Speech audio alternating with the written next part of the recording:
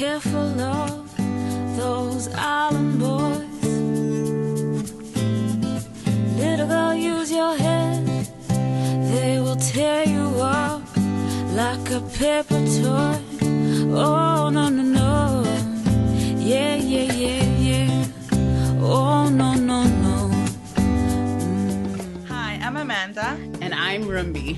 Welcome to It's Layered. We're in a long-distance friendship that started over 20 years ago when we were in high school. We'll be talking about all things life, love, family, anything and everything else under the sun. Delve deeper with us because in life, you know, Gine, my layers. Oh, no, no, no. Yeah, yeah, yeah, yeah. Oh, no, no, no. Yeah. Welcome to a brand new episode of It's Layered. Amanda, this one's a little special, right? It's a little, can you tell us why we're a little hyped? Girl, it's the huge milestone of 50, our 50th episode, guys, in our 5th season. And it's episode 5 of the 5th season. Yes, episode 5 of the 5th season. 50th episode. You see what we're doing there with the number 5? Yeah. I think you saw somewhere with the numerology 555. It's associated with change. So 555, this could be change in location, change of a job, change of relationships, something that's just, propelling you to the next dimension. So that sounds pretty good for a 50th episode. Yeah. What do you think? I love the new dimension thing you just mentioned over there. It's really dope. I mean, honestly, we keep saying this, that we didn't expect to be here, that we would get this far. And we have our little podcast. We really have virtual hug, Rumbi, because could not have done this without you. You've made 50 pass by so quickly. How? Yeah. How? Especially considering we record across the globe. So, Chalet, if I tell you guys, let you in on a little secret, I'm the worst when it comes to shit. I'm always mixing up time zones. Worse still, them time zones. Ooh, they mess with my head. Worse if we're also recording with someone in a different time zone to either of us. It'd be complex. It's all worth it, guys, but it'd be complex. It'd be complex. It'd be like, what am I doing? But seriously, we love doing what we do, and it's so fitting for the topic we've chosen today for this episode, side hustle culture. Hey, every day I'm hustling. Every day I'm hustling. That's going to be the song for this episode for sure. Hustling. Every day I'm hustling. I don't even know what he says, but I like what he says. The way he says it. Okay. Yeah. Yes. Side hustle culture. Yeah. That's different kind of hustle. We not necessarily talking about that. Yeah. PG version of hustling. I ain't pushing no peas. I ain't pushing no drugs. I am just doing something else. Something else. So, Amanda, what is a side hustle to you? I think for me, it's just having, obviously we all got our 9 to 5s, or we all got what we went to school for, quote unquote, especially as Zim kids, we went to do whatever uni degree and got a job. This is something you do literally on the side of that. Whether it's something that brings you money or brings you joy, or you just do it for whatever reason. It's literally something on the side of your main hustle, which is just your main 9 to 5. Yeah. Do you think that's the same for you? I completely agree. And I'm trying to find, just like you were looking for something. Apparently the term hustle comes from, it's a late 17th century word that comes from Dutch, hutselen, hustle, since and it dates back to the early 20th century. So it's a Dutch word, which means shake or toss. Okay. So I guess what Amanda said about it being not tied specifically to your regular or 9 to 5, it implies it's just something on the side, just doing aside. Also, you know how the hustlers were doing on the side. And I agree. It's not aligned, typically not aligned with what you're studying or what your full-time job would be. Yeah. Do you have or have you had something you consider a side hustle? Yes and no. I mean, yes, I've worked consulting in digital marketing, social media management, and that kind of thing. So I've definitely done that. But I also do a lot of my hobbies, but in a hustle way. I don't know how to explain it. So, for example, this podcast would be deemed a side hustle. I've worked on other platforms and done other things. So definitely, I think it's always been something I've done, but I haven't looked at it necessarily as like, oh, my side hustle. It's just something I enjoy doing or do on the side. So it's more like to get the creative juices out rather than the hustle of, I hope this makes me money, because that's what ends up happening, right, with side hustles. Yeah, exactly. So it's more hobby based. What about yourself? I mean, I know what your side hustle is, but well, definitely my styling business is what people would probably consider a side hustle. Charlie, when you're filling out forms when you're at your 9 to 5 and you're like, I got 10 minutes, let me quickly do something. Like I would definitely have to say that is a side hustle for me. It's something that I would, in an ideal world where we get everything we want, it would not be a side hustle. That would be my main hustle, and I would not be doing my 9 to 5. But obviously reality is reality, and it's a side hustle that I one day hope becomes my hustle. So that, and definitely the podcast, definitely I've done, it's similar to you. I've done so many little things here and there to just keep the creative juices going. And I know a lot of friends who like bake, a lot of friends who, I mean, even babysitting when you want to have money on the side or working up hours. So it's like, I guess it's like one of those things that the reasons will differ. But the ethos is the same, that you're doing something apart from your main income. For sure. And obviously it's something it's become a hot thing, hot take. Like everyone wants to talk about side hustles and all that. Like, what's your side hustle? Why is there increasing pressure for having a side hustle? Like people are like, what's your hustle? What's your side hustle? Like, why do you think that's become? Definitely being Zimbabwean, it's economic. You know, if you're a teacher by trade, for example, in Zimbabwe, you get paid peanuts. So you can't be then just relying on that, you know. Then that's why people do their chicken project or their baking project or whatever, or events. So I think it's just a lot of it ends up being economic. I mean, even in the broader world with the Western society, cost of living crisis, right? So people want to have things and do things and travel. And sometimes that can't all come from the one pocket, the one pot. So people then try make another. I think that's why there's an increasing pressure. But I also think there's this thing of being seen always to be working hard, you know, not just sitting down, we're not just relaxing. So it then perpetuates this whole, you need to be doing your 9 to 5, and then after 9 to 5, you need to come home and keep going. Like you just keep work, right? Yes, for sure. And I think we'll talk about the drawbacks in a little bit, but it's so right. And I think for people who are like yourself and I, we always talk about this, who are doers, can be a problematic mindset to have, because it's like there's no off switch. And I totally agree. I think the pressure is real from an economic standpoint. I was reading how the hustle culture started in the 70s with, you know, the technological revolution as it kicked in. You could do more, faster, quicker. Then, of course, by the time computers became a thing, it's like you're on the grind now. It's like you're grinding. But for me, as you talked about Zimbabwe, I also thought about I think it's historic, right? Because it's like Black people have been excluded in mainstream economies in a lot of ways, or certain professions.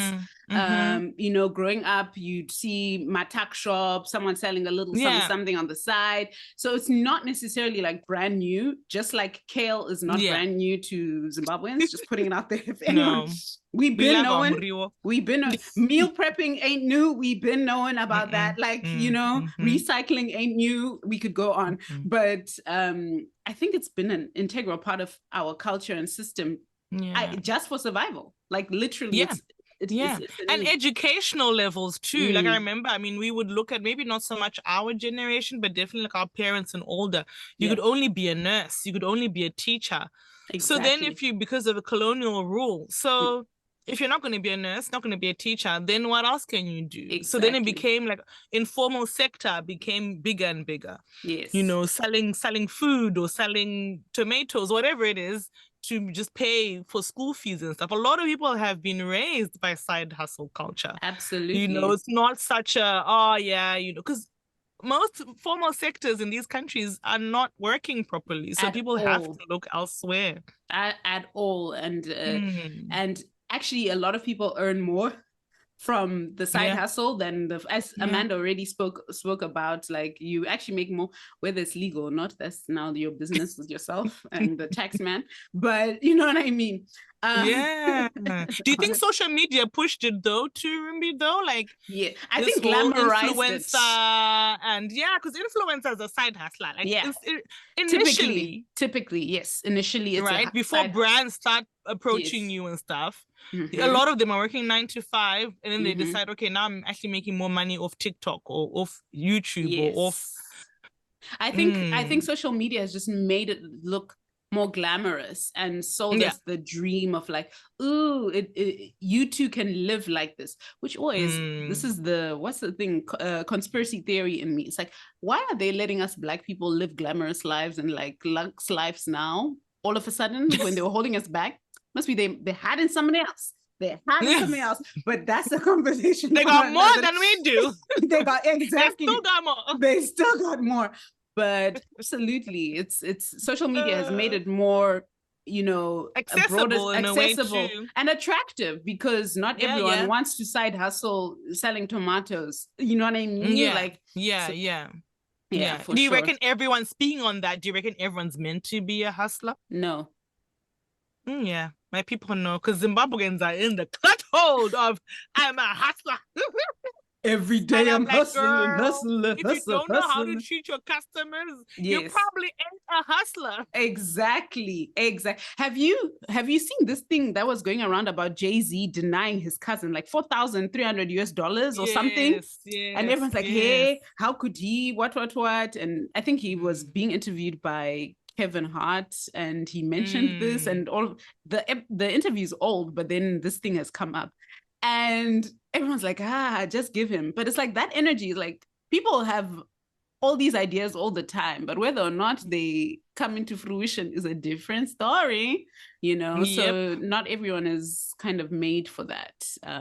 I feel like even though you're a hustler, the business plan or the idea still has to have some sort of structure, right? Yes. You're either gonna go and buy, like say for my Bero, for example, which Gemma spoke about in our last season, you're gonna go and buy these clothes, and then you're gonna have to have enough money to go and buy another bale to then go and sell it, and you have to have the customers, you have to compete, because you know my Bero, when you go, it's like the whole, you know, stretch, and you have to be like, no, I got the best t-shirt for you when someone's walking past. So it's not like, and not everyone has that. Not everyone has that business acumen.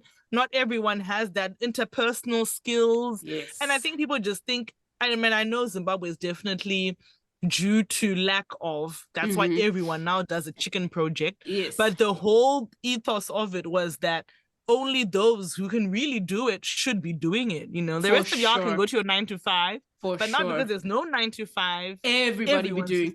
It's like when you're driving down the road and it's mango season. I mean, obviously because it's mango season, but everybody be selling the same thing, like nothing differentiates.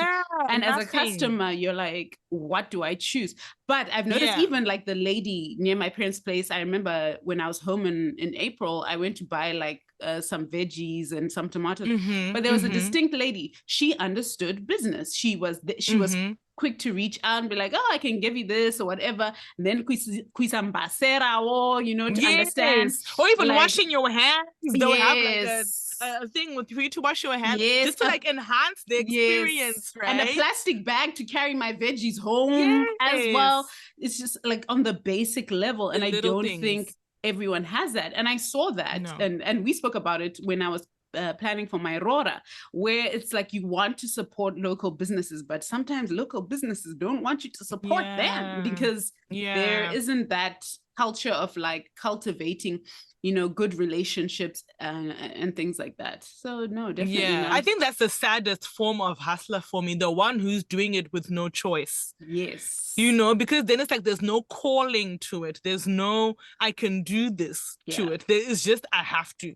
Exactly. And when people are stuck in a corner, a lot of times we don't perform at our best. Yes. So I think like, even when it comes to hustlers, it's like, if you're feeling like it's this or nothing, it's like, it loses that like, that authenticity about it, then that's when you don't get the plastic bag when you buy your mangoes. And you're just like, okay. Oh, the person gets angry with you when you don't have change. You're like, my guy. Someone else will be like, Mama, mira, change. And that's, I'm gonna go and run. Exactly. And I'll find it for you. There's that difference. Don't get angry with me. Exactly. Or like the ones who put then nonsense tomatoes at the bottom of the dish, and then only when you open your plastic, you're like, seriously. Repeat customers, you need to think about these things. Like she'll tell Ningi to come. Yes. So I don't think everyone's is kind of wired that way. No. But what would you say are some of the benefits to the hustle culture or side hustle culture specifically? I suppose for me, it's that the opportunities are endless, right? As I said before, in Zimbabwe, especially where it's like education, books.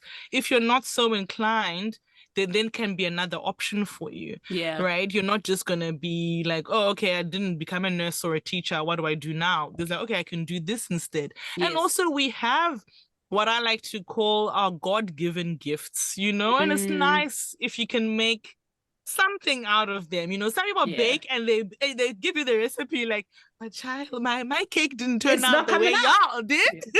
It ain't working. The math ain't mathing.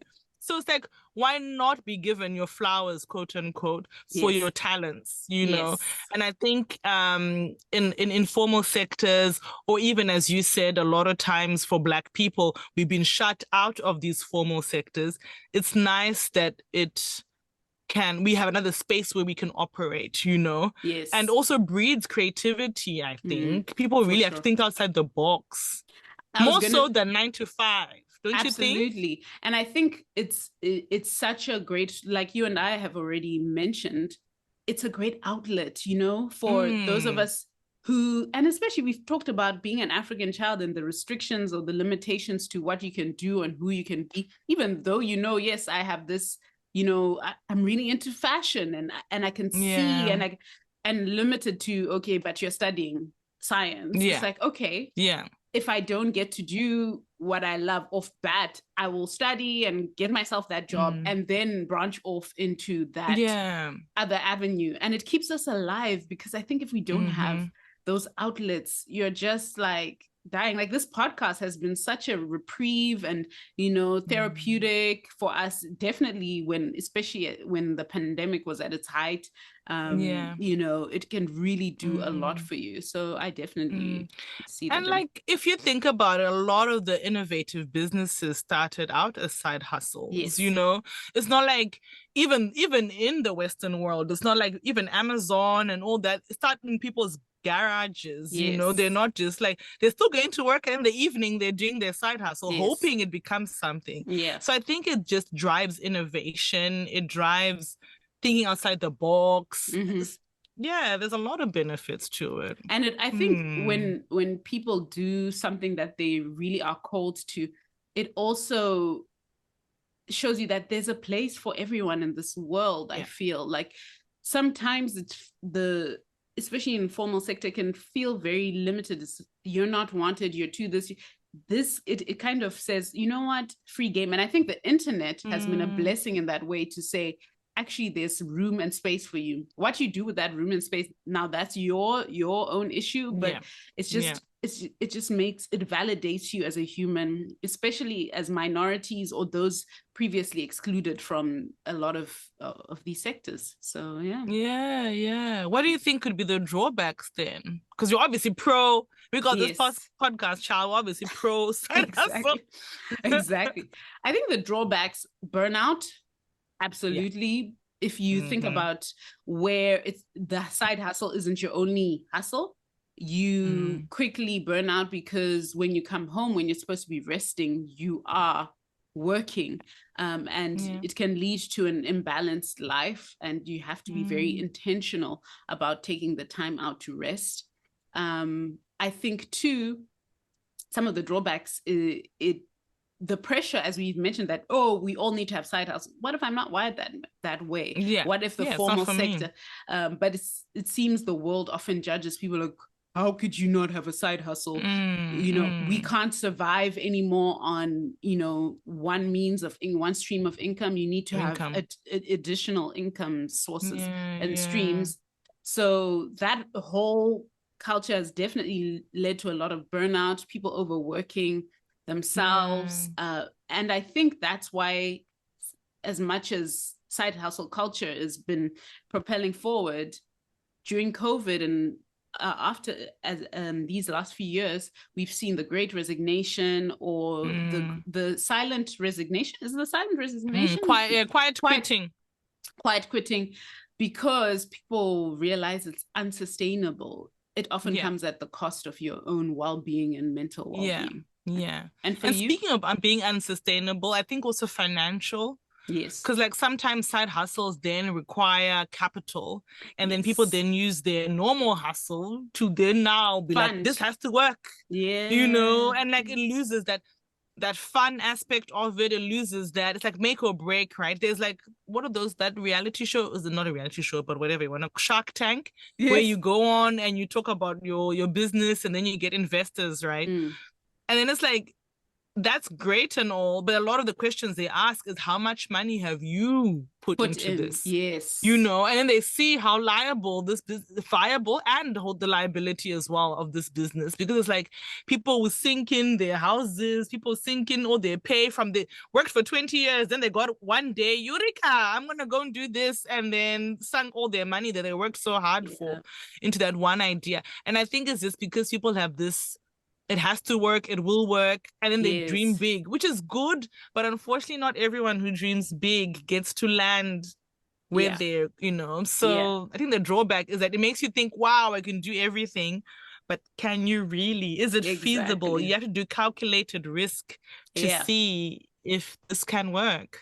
It's definitely high risk in some regards. Like if the investment is low and rewards are high, that's great for you. But sometimes, as you mentioned, the risk is high, and then you invest a lot, and there's a lot to lose, which can be challenging. Would you say that side hustles are a waste of time? I mean, I think I kind of know, but when do you call it either way? Like yes or no, it's a waste of time. When do you say, okay, it's a waste of time, or when do you say, no, it's not a waste of time? I think for me, saying it's a waste of time sounds so dismissive, right? I think you need to gauge it yourself and see if it's worth your time. Okay. So like, it's like, like what you said so well about, like, you just have to see, like, am I losing myself in this? Am I burning out to the point where it's like, having said that, launching a business or anything, you're going to have a bit of burnout, girl. Yes. You're going to have a bit of, so you now need to realize how much is too much. Only you know your boundaries, which we spoke about in our third episode. Only you know how far you're going to go. Hopefully your family are also supportive enough, because you also have to think of the people, you have this pipe dream. And then there's people around you also now have to hold you up whilst you're having this dream of, I'm going to be this, I'm going to be that, And that's why I find the side hustles that come from people's, like, I want to call it people's hands. Basarema woko, we say. I can't think of how to say it in English, but like, cooking or like doing hair. Or those side hustles tend to be not a waste of time for me, because it's like you're being creative with something that it's tangible, it's visible in a tangible way. Yeah. But when it comes to like doing business and like starting on a tech company or something, it's like a different mindset, I feel. Different mindset and different risk. I don't know. I think that you so right, as you said, you have to know yourself if you can handle it. And sometimes I think we don't really think about the cost of it, if that makes sense. Like, like, definitely. Oh, I can do it. If they can do it, me too. But everyone talks about the grind and how tough it is and how draining it is. And for me, it's not worth it if you're doing it just because that's what everyone is doing. We also see it that now in Zim, because the formal sector is very small for you to get a job or actually make a career for yourself. People are just like, well, okay, cheetah business. And it's like, that's not... In what? In what? Yeah. I was never wired that way. So knowing yourself and being honest with yourself is a big, big thing. And also maybe just have a hobby. I've seen somewhere where people say not every hobby is a side hustle. It's okay. Just have the girl. Hobby. Yes. Just have the hobby. It's all right. Yes. It's just fine. Have an outlet. It's not necessary. But I wouldn't say just keep it in your circle of influence and it's all good. Exactly. But I wouldn't say a side hustle is a waste of time. I think it's sustained many families, many communities. Many. It's necessary. It's been a necessary part of our history and our modern day age. So we can't discount it at all. Yeah. And we have to also remember, for everyone who launches a business, there probably are 10 other ones that failed. You know what I mean? Like the one that ends up making it and people know about, there's a few that they would have started, you know. Yes. Lemonade stand when you're a young kid, all the way to like all these things. They also teach you a lot of things that textbooks and stuff can't teach you. You know, approaching people and trying to have customer service and all that stuff it's hard to teach. You just have to experience it and see how it is for yourself. So it's not a waste. You know, yes, financially people could look at it like that, but there's other ways we're growing that are not always financial. True. But I think a lot of, especially where we come from, everything is tied to, okay, Mari, or what do you got? Or what are you able to gain from this, unfortunately. So, yeah, like what are you doing this for? Like I'm sure our parents even think, okay, girls, you got a podcast, and then like it's like, where's this going? What are you going to be doing? A radio show? Like it has to be going somewhere for them to be like, oh, okay, you know, you're not just, but it's like, okay, what if I just enjoy doing something? Is that not good enough? Yes. For sure. Yeah. And getting unsolicited advice. So now you must. And it's like, And it's like, oh, so you've done this business before? Why are you this person? Because last time I checked, you couldn't sell your tomatoes, okay? Don't now come and tell me how to... But yeah. Speaking about family, though, what type of support would you expect from family and friends when you have a side hustle? This is a good question, because there's often a debate of, are your family and friends expected to support to be your clients, buy from you? I think the most important support is talk you through your ideas, say, you know, you can do this, or, you know, share what you're doing. And if they're able to help invest, that's all well and good.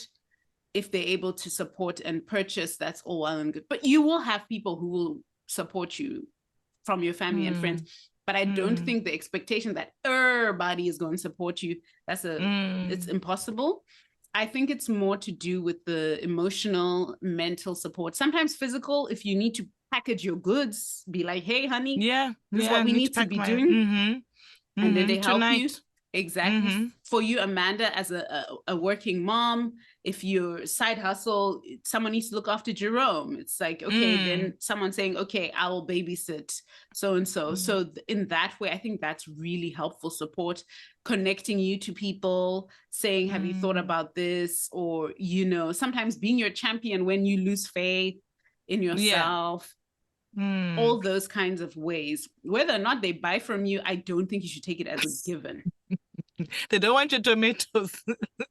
Because maybe your tomatoes ain't hitting like that my moyo down the road. I'm just saying. So let them. I don't know. I think that's been my biggest lesson has been that, I think, in having a side hustle or a side business, that my friends and family, look, it's, especially in Zimbabwean culture, especially in African culture, we tend to be a bit haters. We're haters. So it's like, we need endorsement from other people to be like, oh, my sister is actually doing something cool. You know what I mean? Sometimes you realize it ourselves, but as a culture, this general, we tend not to. Yes. You know, you like see like Indian people, for example, once one opens a business, the whole street gonna end up being, you know, and they just have that like, they have that business acumen that we, I guess, due to a lot of reasons, we do not have quite as much. And I find like, I think sometimes when I walked into my business, I expected that everyone just supports me and lifts me up and blah, blah, blah.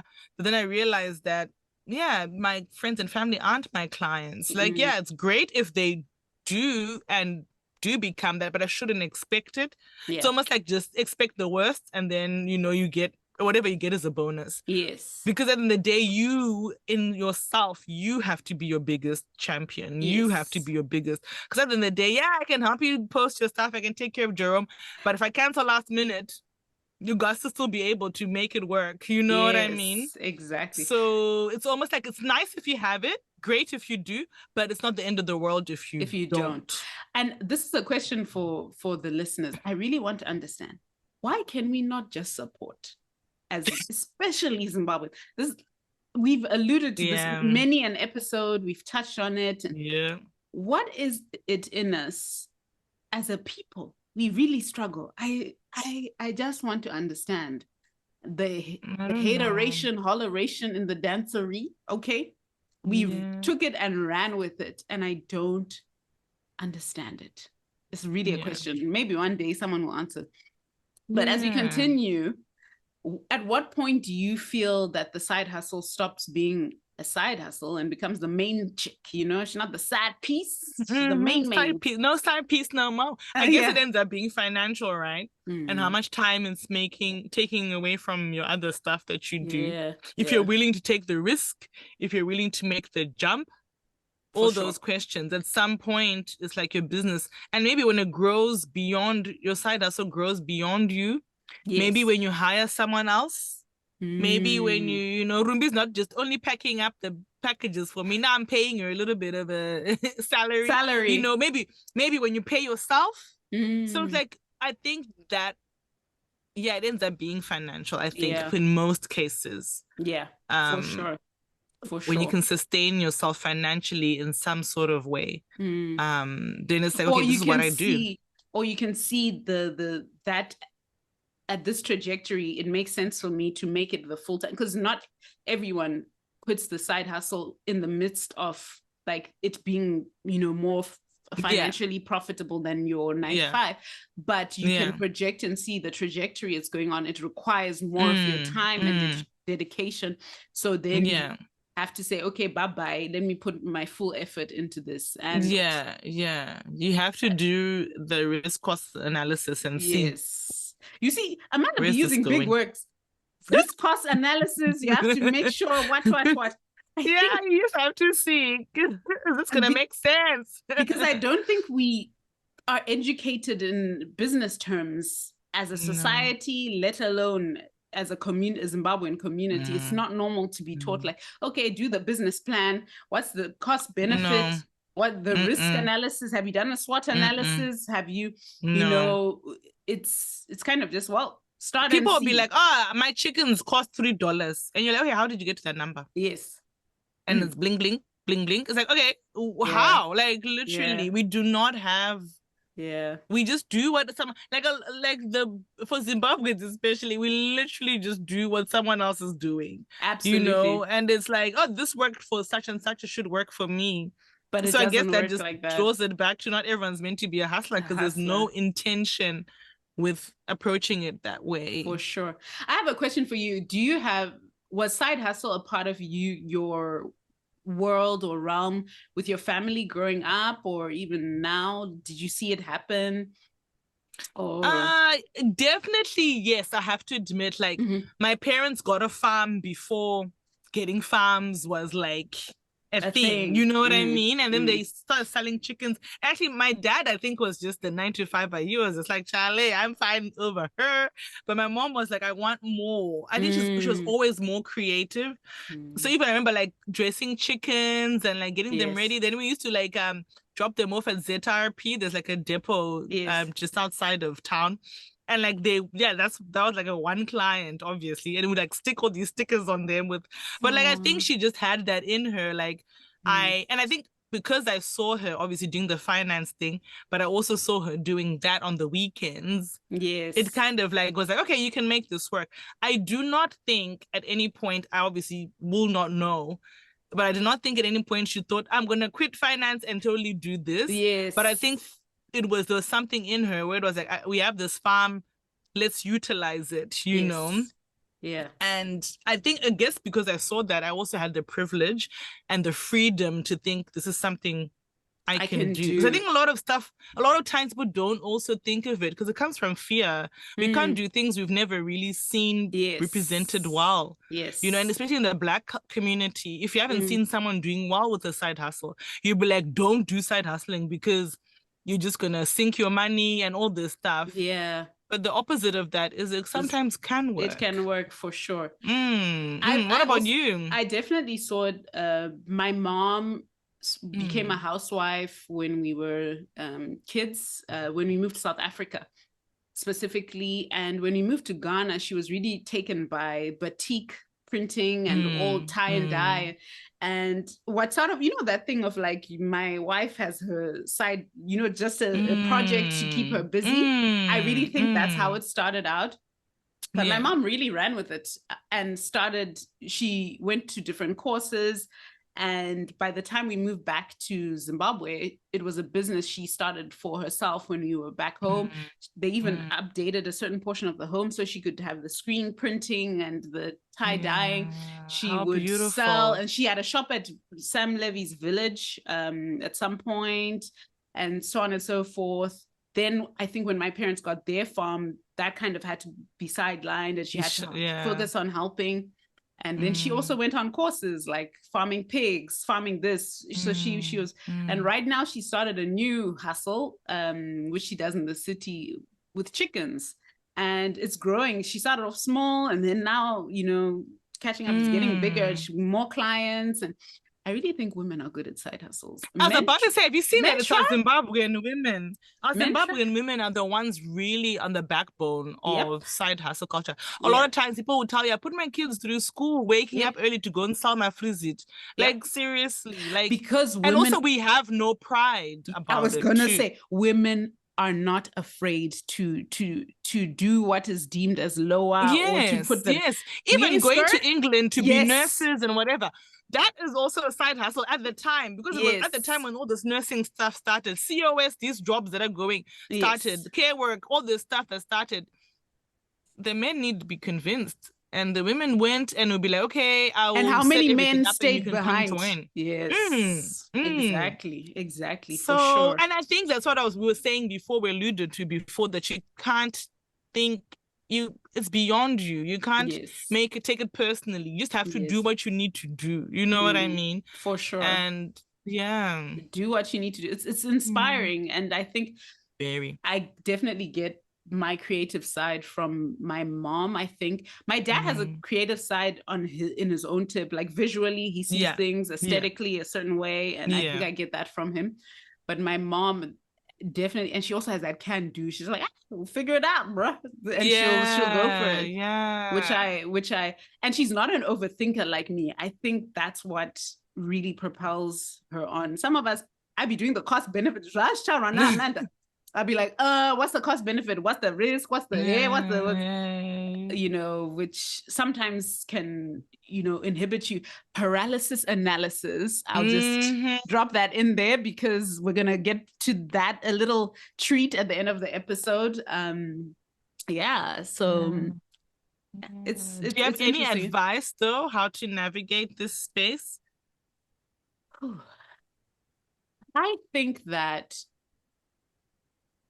when it comes to side hustle culture, you need to do something that you stand 10 toes down behind. It needs to be something that you can believe, at least from what I have witnessed. It needs to be something that it pushes you. Honestly, though, some people succeed in businesses that maybe they don't care about, knew nothing about before and all that, but you need to be confident in it and stand 10 toes down that you can do it. It's about a self-belief.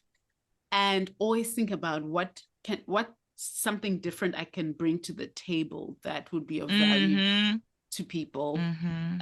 And who are my clients, who's my audience, and why should they care about what I have to say or do or provide to them?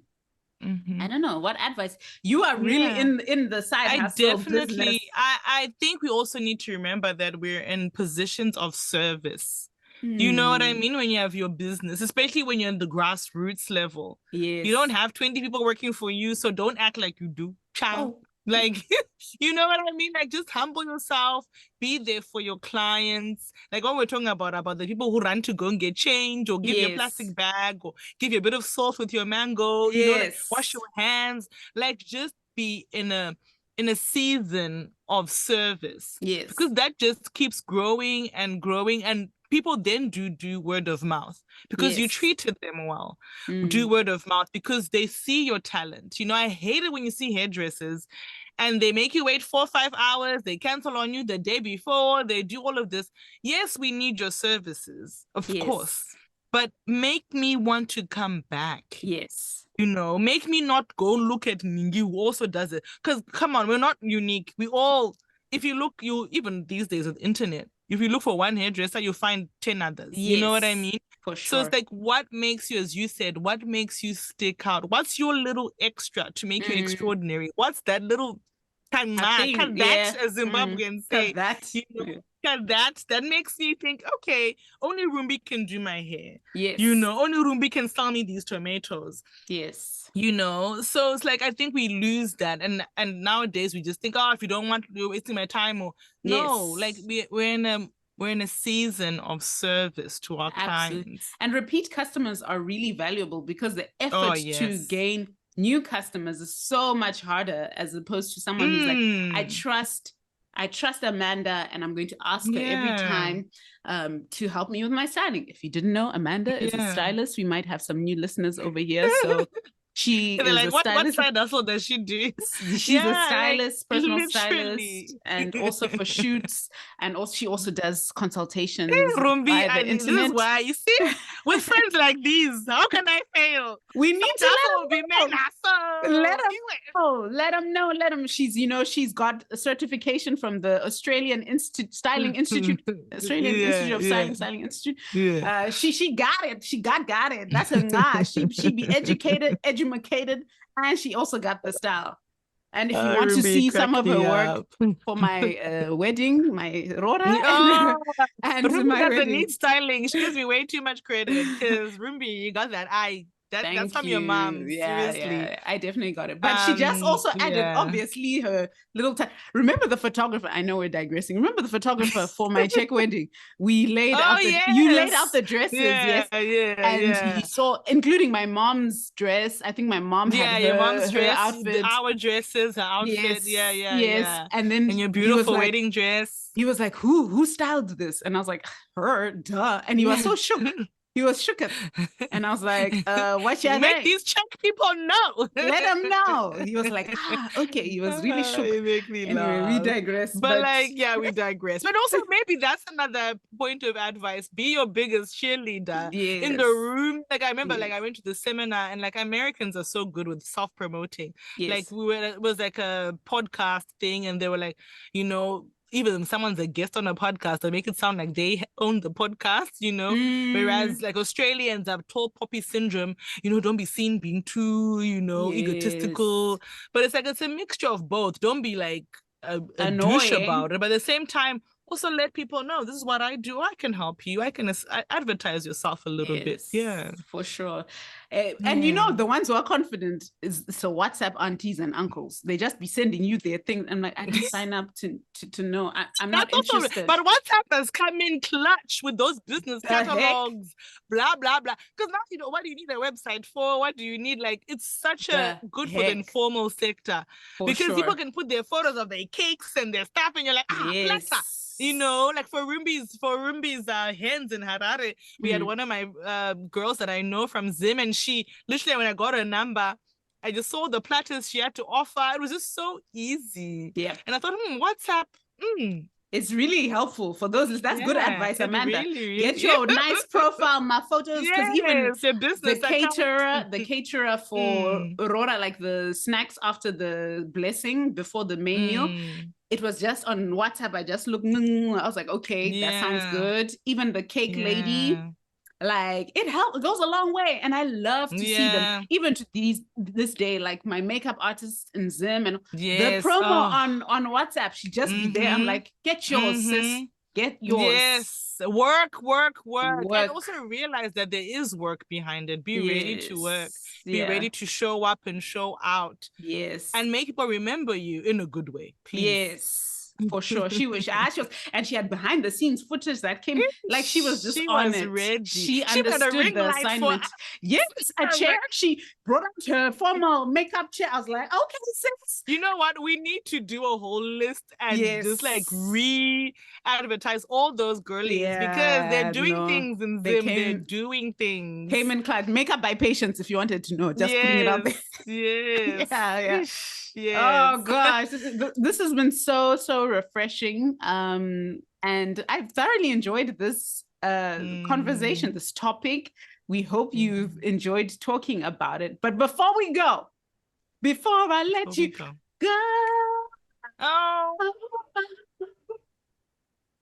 for our 50th episode, Rimbi, what do we have for the peoples? We have so excited talking about, hustling 50th episode. We have launched our website. Yes, finally 5 seasons in. Yes, might be late for some of y'all, but it's right on time for us.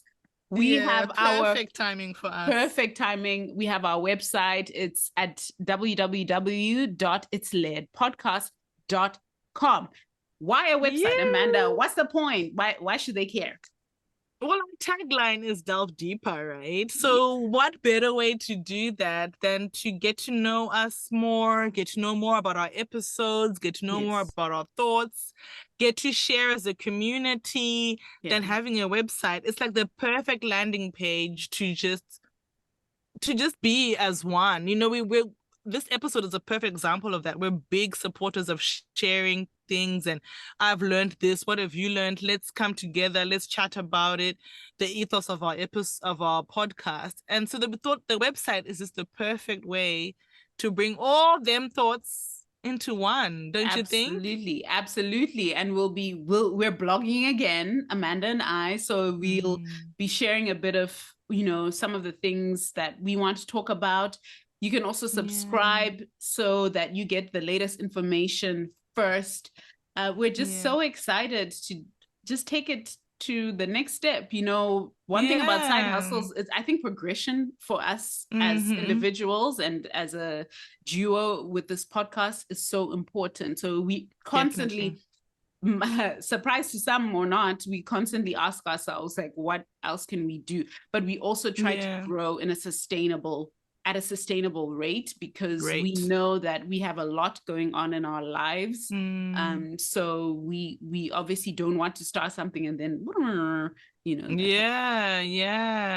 also to make our episodes somewhat more accessible as well. Like I mean, if you're gonna be jumping off Spotify or Apple Podcasts or any of the places where you get your podcasts normally, it's nice for us to have our catalog elsewhere, somewhere where we own as well as Black women. Very important for us to own our own stuff.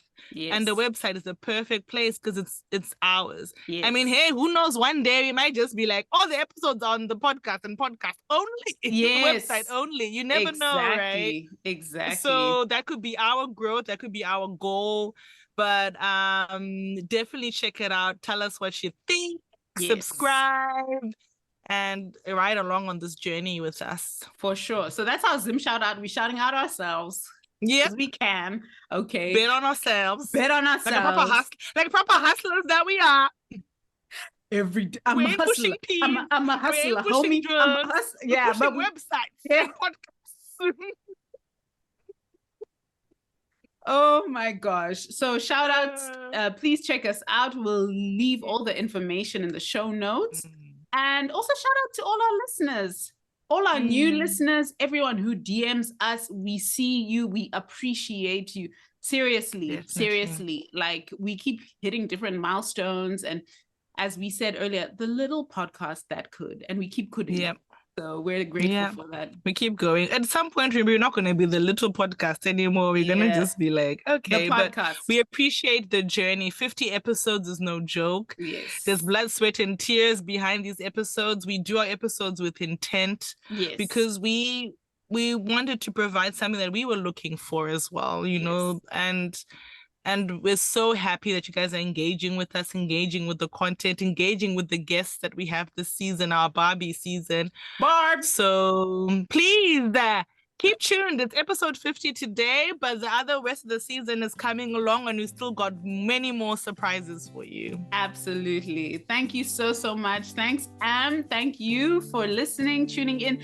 Share it with your friend, your friend's friend, your auntie, your uncle, whoever you think can enjoy this episode, and all our previous episodes. And we will see you guys on the next one. Take care, everyone. Bye. They will tear you up like a paper toy. Oh.